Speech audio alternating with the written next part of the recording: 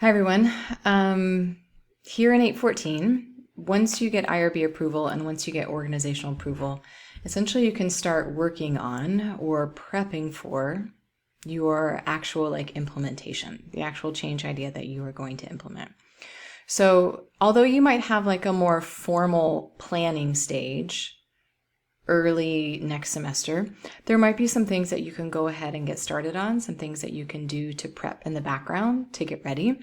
There's no need to wait to get your instruments in a really formatted, easy to use form, right? So with that, again, once you have IRB approval and once you have organizational approval, some things that you could do to start planning, like starting your planning phase. Starting your plan phase could be preparing your instruments. So I know for your IRB proposal, you submitted your instruments kind of all in one document, but maybe you're submitting those as online forms, or maybe you need to adjust the formatting. If you're working with younger populations, you might really need to think of how can I make this formatting as easy to use as possible or as friendly as possible, so that you can disseminate your tools, disseminate your instruments later. So again, you're just preparing your instruments. You're not actually sending them out. You're just doing everything you need to do to get ready. You might also be preparing some recruitment materials.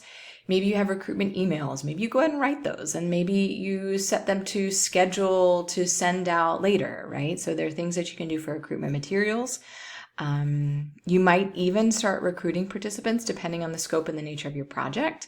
Again, once you have IRB approval, once you have organizational approval, you might also start scheduling meetings. Maybe you're scheduling meetings a few weeks out, or a month or two out, or you're thinking about those meetings. You might even be drafting those agendas, plan out what you want that meeting to be. You can also have meetings with stakeholders in preparation for your due phase. So the folks who you might have as your kind of stakeholder or your researcher team, are there things that you need to do or can go ahead and get started on? Those are all welcome here. Now, again, this is not a requirement for 814. 814 is about applied ethics, but these are things that you can do in the background to get ready while we're in this kind of holding gate a little bit before we actually start our project. And many of you are now recognizing we need a little bit of wiggle room post IRB approval before you can actually get started, because some of us are working with organizations that have that need a few weeks out in order to actually get that organizational approval. Now, once you get started, I want you to keep a researcher journal.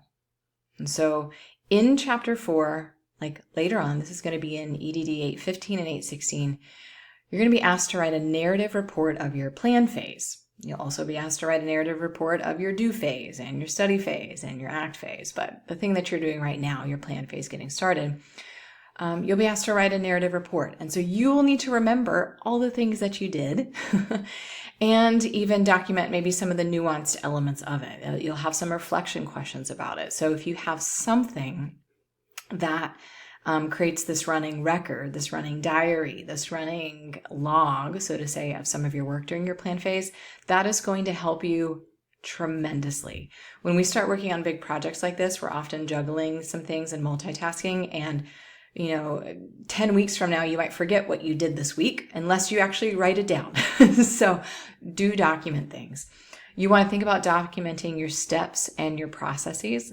This could be who, what, when, how, what did you do? On this day, I did all my interviews, or I made all my interview guides into a format that I wanted to use for the future, or I actually put my survey into a Google form or an online form, etc. Right? Documenting your steps and processes, recruitment, meetings, those types of things. You're going to want to, with this narrative report in chapter 4, inform your reader of what you did to get ready for your due phase. So it's just this narrative telling of what you did during your plan phase.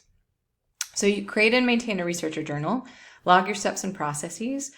Also jot down your thoughts, reflections, and aha moments. So not just this robotic task list of these are the tasks I did, but remember that you are a human being, and as a researcher and a scholar practitioner using improvement science methodology, we recognize that we are human being researchers, right? We have our own subjectivities, and we are collaborative and very much this living, being, breathing body amidst the research. We're not just this completely objective robot, right? So jot down your thoughts, reflections, and aha moments. Because in this narrative report, there's a space for reflections and there will be some guiding questions for you to respond to. And so if you have some thoughts and reflections there, even if it's just little nuggets of it, these journal entries don't have to be long, but they just need to be something that jogs your memory of what it was like to be in your plan phase.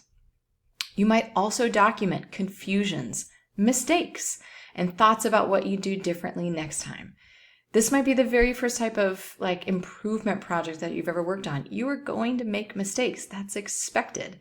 You'll also want to talk about those mistakes. We want to see what went well, but also what surprised you and maybe what didn't go so well. That is all going to be part of your report. All of it belongs. So document those things too.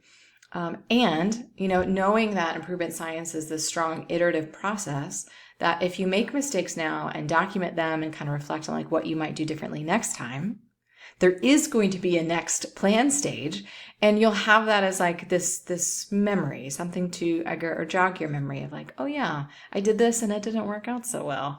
And my thought at the time was well, maybe I need to do that. So let me plan it this way instead. So trust me, your future self, your future self will thank you. Now, this researcher journal can take any form or forms. Your goal is just to stay organized. So figure out a workflow that works for you.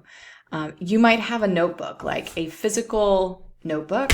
You might have an online document that you update daily, weekly. You might have a notes app on your phone, the sky is the limit.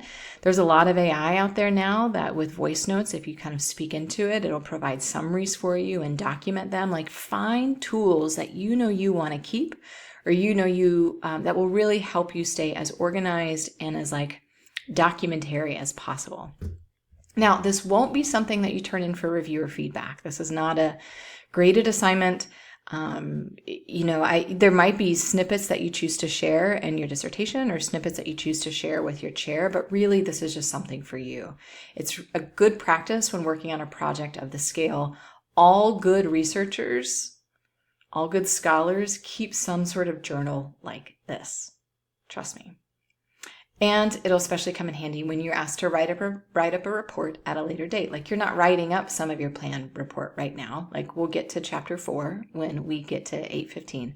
But documenting some of this, again, will just help your future self. So figure out your steps for your researcher journal. What do you want to use? And get started when you get your plan phase sort of up and running.